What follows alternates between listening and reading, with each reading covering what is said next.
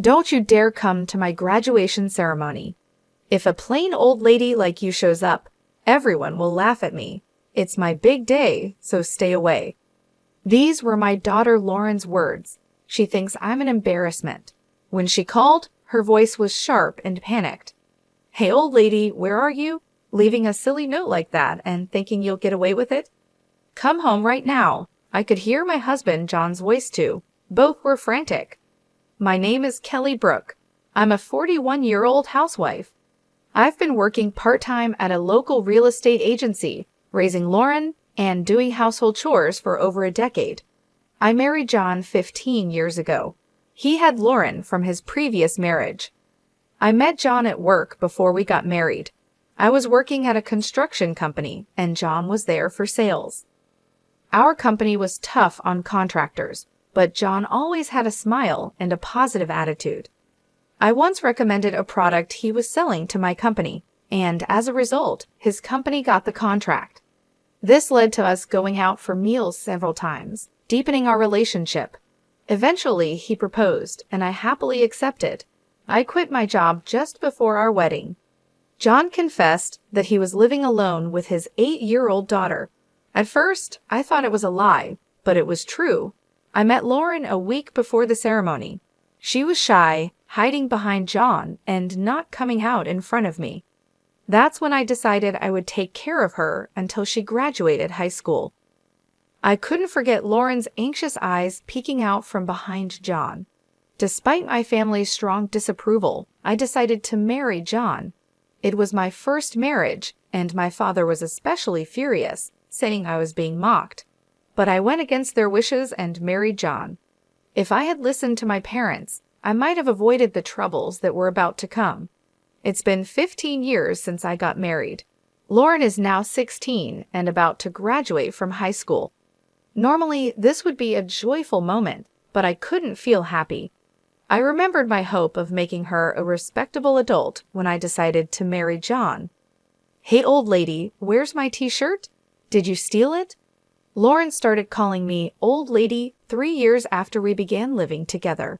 She used to be kind, but then she suddenly became rude. "Is this the t-shirt you're looking for?" I handed her the shirt from the folded laundry. "Why did you wash it? What if it shrinks? Normally, you should take it to the cleaners. You're so clueless, really so dense." I had hand-washed and air-dried the t-shirt, thinking it would be damaged at the cleaners, but I couldn't explain this to Lauren. All I could do was apologize. Lauren snatched the shirt from my hand, muttering, "You're so useless," before walking away. Her words pierced my heart. I couldn't argue back and just bowed my head.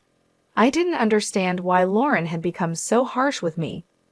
At first, I thought it was because she was teased about her father's remarriage, but that didn't seem to be the case. Around the same time, John's attitude towards me also changed. He used to smile a lot, like when he was selling, but lately he stopped smiling at home and became more sullen. He even started calling me "Hey you." Lauren's behavior seemed to follow his lead. I thought maybe I was lacking in some way, so I tried harder with the housework and took extra care of Lauren. I wanted her to grow up to be a respectable adult, but contrary to my hopes, Lauren's attitude towards me worsened day by day. Calling me old lady became the norm for her. I never heard words of gratitude from Lauren anymore. What was strange was that at parent-teacher conferences in elementary school, Lauren's behavior was normal and she wasn't rude at all. John talked normally with Lauren, even smiling sometimes. This meant that her terrible behavior was directed only at me, which hurt me even more. Whenever I tried to talk to John, his attitude was distant, completely different from before. I had no one to confide in, and I felt more and more isolated in my own home. Since middle school, Lauren stopped telling me about school, and John would attend school events. I had to learn about the schedule for school events from my neighbors. John and Lauren seemed to get along well, going out together sometimes. I wanted to be treated as family by John and Lauren too. I had always wanted to live happily together. I never imagined it would be this painful to have that wish unfulfilled. John's attitude towards me continued to worsen. Dust is piling up on the stairs. Clean it up. You're a stay-at-home wife, aren't you? The toilet paper is almost out. Are you even cleaning the bathroom? You're really dense, you know. I frequently received such rejoins from John. Originally, when we first got married, we both shared household chores. John had been doing housework while living with Lauren, and he was happy at first to share the chores with me. But now I do all the housework. John used to say it was wrong for a stay-at-home wife to do all the housework. Lauren was an easy child to take care of, but this somehow made things worse for me. When I tried talking to John, he just dismissed it as my lack of effort. In the end, everything was my fault. The more I tried talking to John, the heavier my heart felt. He would nitpick my housekeeping, constantly criticizing me. You can't even clean properly. No improvement after all these years. Do you lack learning ability? John looked down on me with disdain. All I could do was apologize. I'm sorry. I'll try harder. Please forgive me. John sighed dramatically, as if exasperated. Even if you try hard, you won't be able to do it. That's why you get scolded. Always saying you'll do it. But have you ever? John's words kept chipping away at my heart as time passed. I was worn out, and Lauren turned 19. I was curious about her plans after graduation, but she wouldn't tell me, and neither would John. By then, I had stopped talking to John and Lauren unless it was absolutely necessary. One day, I overheard Lauren and John discussing her future. I didn't mean to eavesdrop, but I wanted to know, so I listened. I got it. I could go to college on a recommendation, and I even got a scholarship. Thanks, Dad. Thank you. I could hear the joy in Lauren's voice. She never spoke to me like that. Good for you. It's the result of your efforts. All the housework we dumped on that dense housekeeper was worth it. Were they referring to me as the housekeeper? Yeah, she was a good outlet for stress. I heard their mocking laughter. Quietly, I left and locked myself in the bathroom, the only place I could be alone. I crouched there, holding my head, and cried. To think that John and Lauren saw me in such a light. I had endured for the past 12 years, being Lauren's mother and John's wife, even when my heart felt like it was breaking. I forced myself to keep going, even when I felt at my limit. There were times I felt I couldn't get up, but I made myself do it. Making lunchboxes, preparing breakfast, doing laundry, and other housework. It hurt to even lie down, but if I did that, I feared I would never be needed by John and Lauren again. Driven by this fear, I continued to live in exhaustion. Honestly, I don't remember much about this period. One day, after shopping, a neighbor told me something shocking. Tomorrow was Lauren's high school graduation. I couldn't admit I didn't know, so I just smiled vaguely and left. As soon as I got home, I collapsed onto the sofa. I had always thought about making Lauren a respectable adult. Her graduation from high school was supposed to be a milestone for that. Again, I was the only one left out in this house. I'm not allowed to have a smartphone or use a computer. The only thing I have is a simple flip phone that can only make calls. Since John handles all the school communications, I don't have any mom friends or any way to get information about the school. Still, I learned about sports days and recitals from neighbors or overheard children's conversations and secretly attended them. I wanted to attend Lauren's high school graduation and celebrate her step into adulthood. While I was crying on the sofa, Lauren came home from school. Old lady, why are you loafing around? You're so gloomy you make the whole house dark. Can't you do something about it? Lauren glared at me. If she had told me the date of the graduation, I wouldn't have felt this way. For the first time, I felt anger rising from the depths of my heart. So the graduation is tomorrow. Seems you didn't tell me about it, I said with a tone of blame. Lauren looked a bit startled by my words, but then sighed dramatically. So what? You're not going to the graduation anyway, so you don't need to know the date. I was surprised. I never said I wasn't going to the graduation. Don't come. If a plain old lady like you comes, you'll just be a laughingstock. It's my big day. Absolutely do not come." Lauren's words made me feel dizzy. Clearly, she didn't think of me as family. To her, I was an embarrassing presence. Just this once, I had hoped for forgiveness, but it was denied. Her words pierced my heart. I was truly just a nuisance, clearly told so by Lauren herself. That night, John came home with a suit and a dry cleaner bag. He had taken his suit to the cleaners himself without asking me. Of course, he knew about Lauren's graduation. When I saw the suit, John commented, "Right, you didn't hear about it from Lauren." He looked at me with a mix of pity and a smirk. I realized I was the least needed in this house. Thinking I was part of the family was just my own delusion. At that moment, I realized my heart had reached its limit long ago. So I decided to end my role as a family member. The next day, John and Lauren left together for her high school graduation. I was left behind, and John even told me not to bother with dinner as they would eat out. I wasn't invited. The old me would have just silently accepted this treatment, but those days were over. I decided to leave this house. It was a decision I made last night. As soon as they left, I quickly packed my things, left a note, and left the house. I couldn't be part of John and Lauren's family anymore. I decided to seek refuge at my parents' house, a 3-hour train ride away. There, I would prepare to sever ties with John and Lauren. The note I left stated my wish to cut familial ties and live independently, and that further details should be discussed through a lawyer. I hadn't found a lawyer yet, but I knew my father could recommend one. My family is wealthy and owns a lot of land. My father is a well-known figure in the area and owns considerable real estate. I remembered meeting a lawyer during a New Year's greeting at home, so I knew my father could help. Another task I needed to do was sell the house where John and Lauren currently lived. This house was built on land owned by my father, and the construction was funded by him as a wedding gift for me.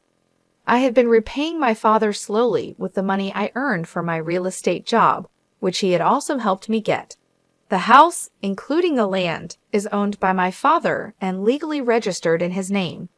At the time, John might have thought the house was a gift and never asked about the ownership because he was afraid of offending my father and losing the gift.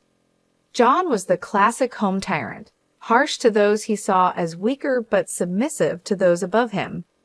I told my father everything that had happened.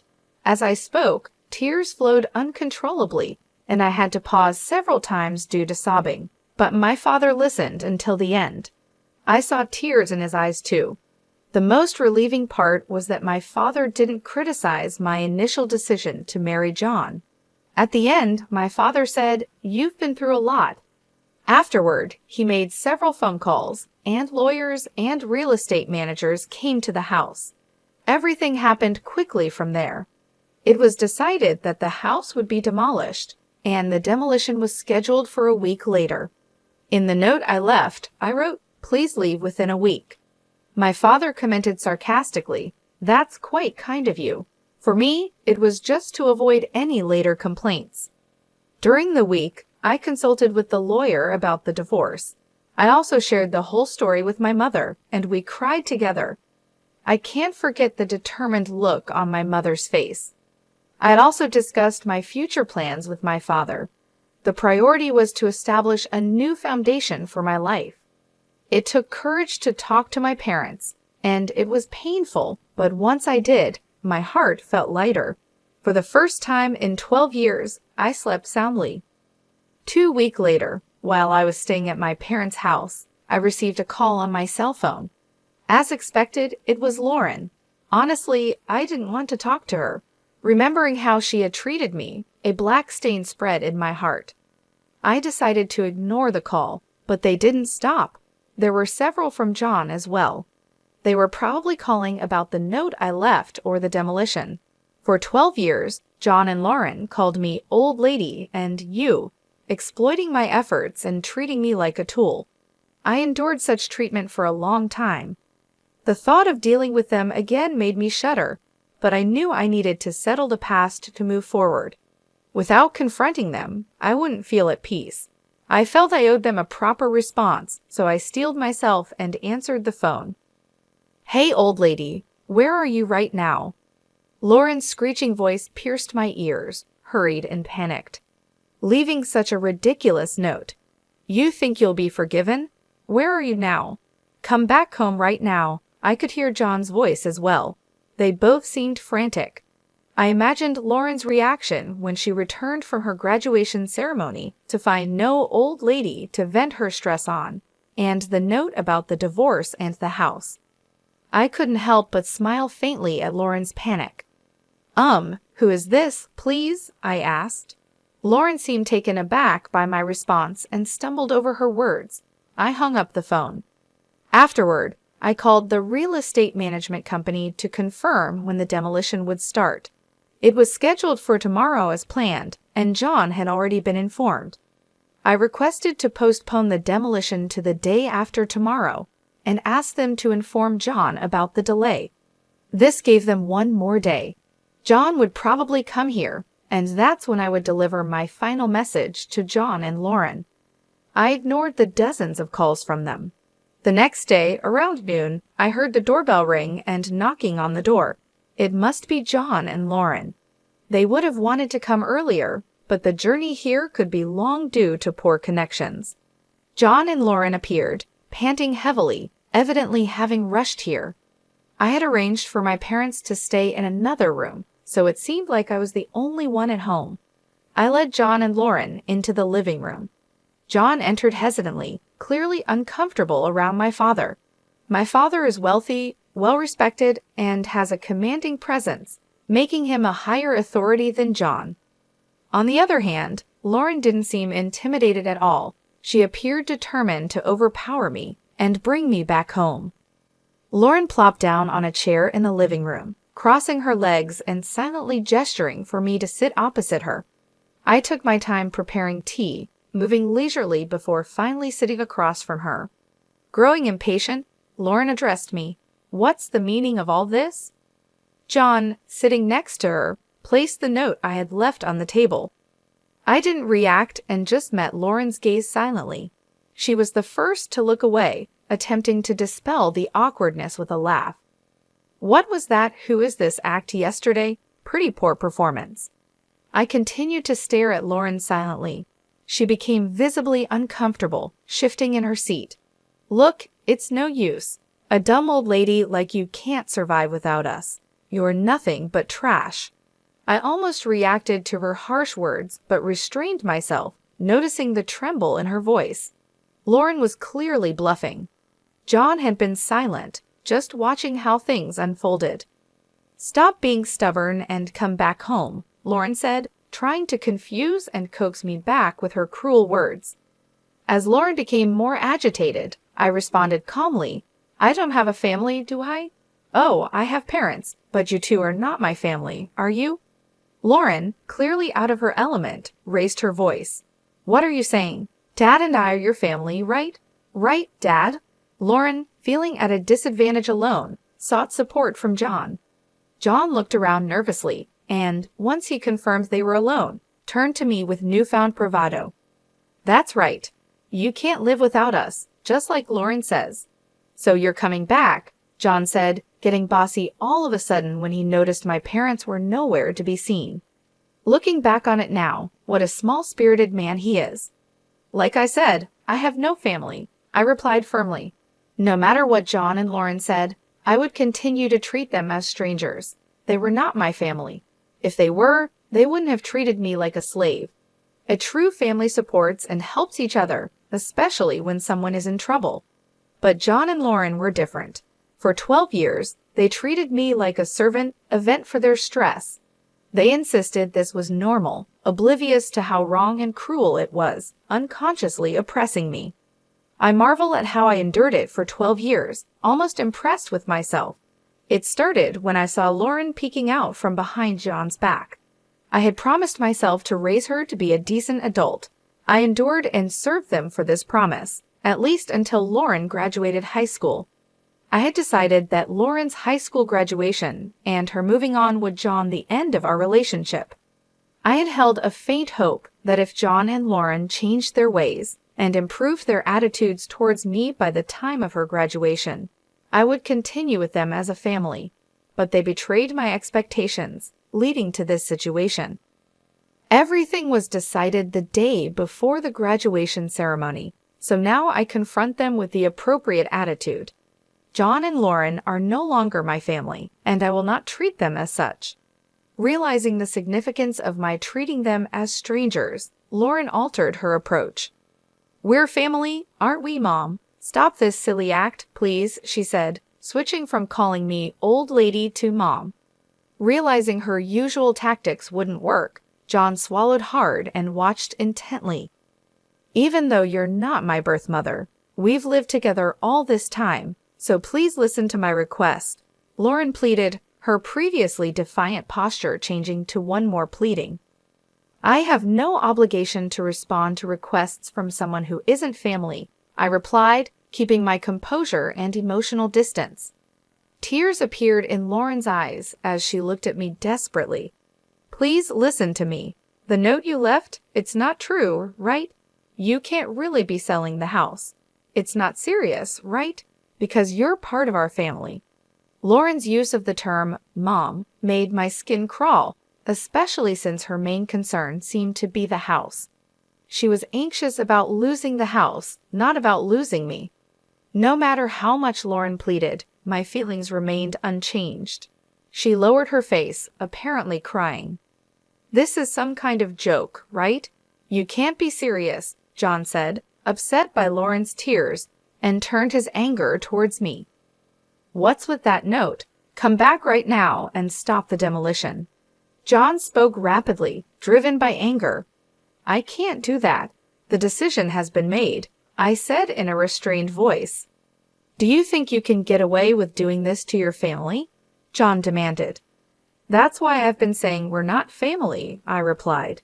Neither John nor Lauren seemed willing to listen. "Please understand, we're not family." I wondered how many times I had to repeat the same thing. Suddenly, John stood up and slammed his fist on the table. "Don't joke with me." I was startled but managed not to react. "Who's joking? After not treating me as family for 12 years, you can't suddenly expect me to act like one. It's impossible." My voice was harsher than I intended. "I'm angry too, though I didn't show it." My anger was bubbling up inside me like magma about to erupt. John and Lauren's selfish actions were unforgivable. They trampled on my 12 years of suffering and efforts to be part of the family. I tried to become a family with John and Lauren, but they mocked and used me. They wouldn't understand how lonely and painful it was to be left out. I wished so many times to be treated like family, but my wish never came true. It took me 12 years to give up, despite my continuous efforts. As Lauren's mother, this is the outcome. A self-mocking smile appeared on my face. Seeing my dry smile, John and Lauren stared at me in shock. John seemed to lose his strength and slumped into the chair. These two, far from understanding my feelings, tried to use me until the very end. No matter how much I cared for them, they never cared for me. Even though I cherished them, they never cherished me. When they found themselves in trouble, they said things like, "We're family," but they never meant it. They just wanted to use me. It's just too convenient. I felt not just a headache, but even nausea. Why did I keep tolerating these people for 12 years?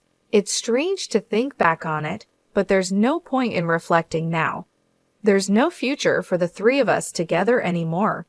All I can do is make John and Lauren acknowledge their guilt and pay for it. I won't expect or trust anything from Lauren or John anymore. John stood up and apologized. "I'm really sorry. Please come back, I beg you." Even with his apology, it doesn't touch my heart at all. I won't extend a helping hand, and I definitely won't think about living together. "Just stop it. I'm no longer your family. I'm a stranger," I said.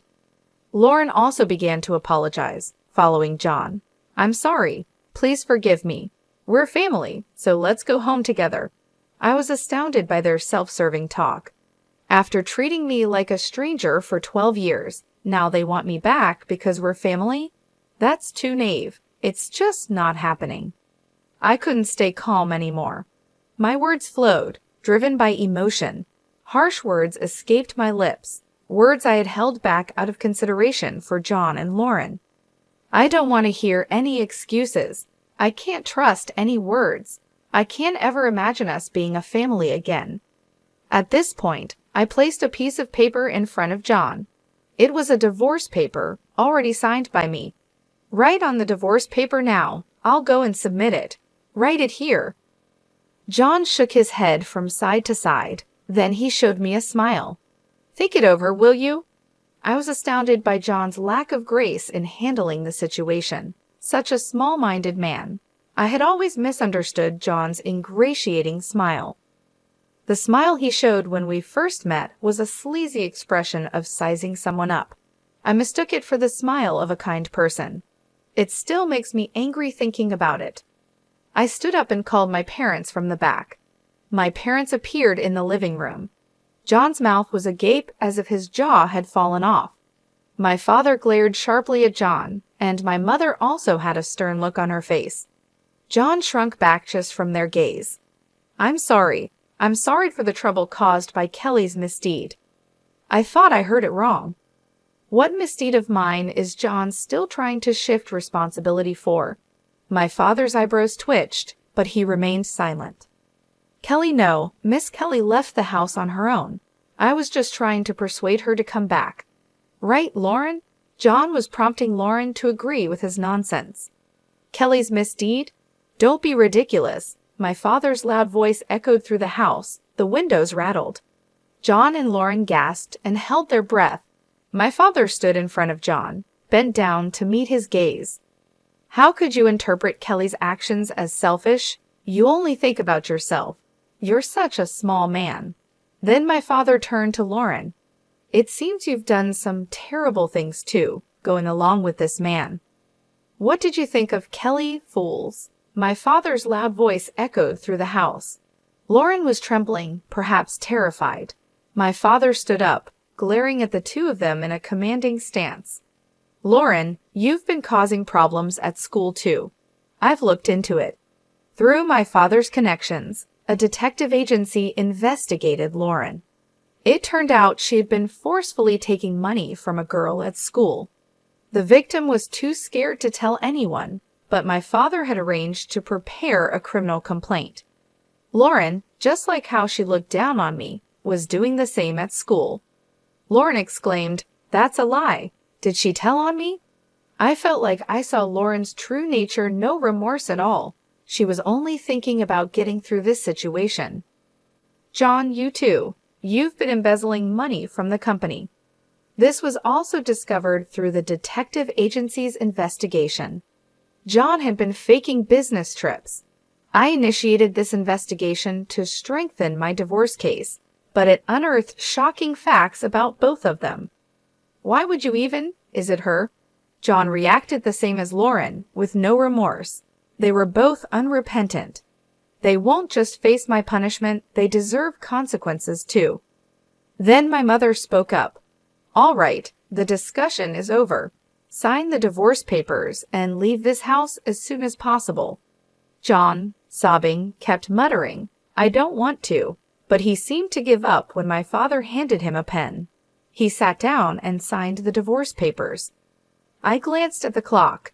It was almost 7:30 p.m. The last train leaves at 8:00 p.m. If they miss it, there won't be another train until the morning. In this small town, there are no taxis. If they don't catch the last train, John and Lauren won't make it to the demolition scheduled for tomorrow.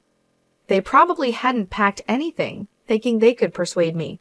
As I hesitated to tell them, Lauren suddenly blurted out something unbelievable in a sulky tone. But this divorce was your idea, right, Dad? You should get alimony. Lauren, having been exposed, seemed to become defiant. Both my parents looked shocked. That's impossible. What you've done is essentially domestic violence, a crime. Lauren was momentarily taken aback, but then defiantly retorted, Show me the proof. I placed a notebook on the table. This is a diary I started keeping since I got married." Lauren glared at me with a scornful look. "You don't even have a smartphone or computer. What kind of evidence could you possibly have?" "A diary is a valid form of evidence, you know, not just video, audio, or pictures." Lauren looked utterly astonished. "That's right. Even the lawyer acknowledged it. This diary is substantial evidence." John and Lauren, seemingly resigned, hung their heads in defeat. I dramatically checked my watch. "Well, you've missed the last train.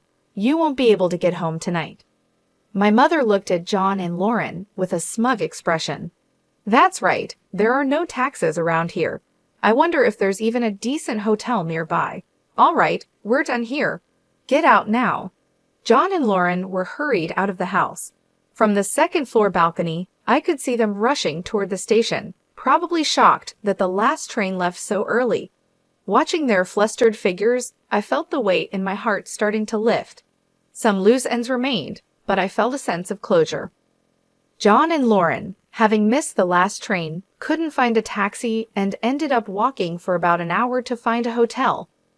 When they got home the next day, the demolition was already underway, but they managed to salvage only their clothes. Unbeknownst to them, I had temporarily stored the furniture, appliances, and my belongings in a warehouse. Later, I received a report from my lawyer that the divorce, including the alimony claim, was finalized. John, initially reluctant to pay, complied after pressure was applied to his company. According to the detective agency, John was fired for embezzlement, and Lauren's scandal led to her expulsion from high school, ruining her chances for college. John, now jobless, could only afford to rent a small, old apartment far from the station. There he lives with Lauren, who dropped out of high school. Lauren blames everything on John, and he constantly criticizes her, leading to endless arguments, as reported by the detective agency. I had quit my part-time job at the real estate agency and was considering my next move when my father suggested I help with the family business. I took a job at his resort property management company. Living in a resort area is a big change from city life, but being surrounded by nature has been refreshing. I also got a dog, so I don't feel lonely living alone. For now, this dog is all the family I need. I plan to live a peaceful life, just me and my dog.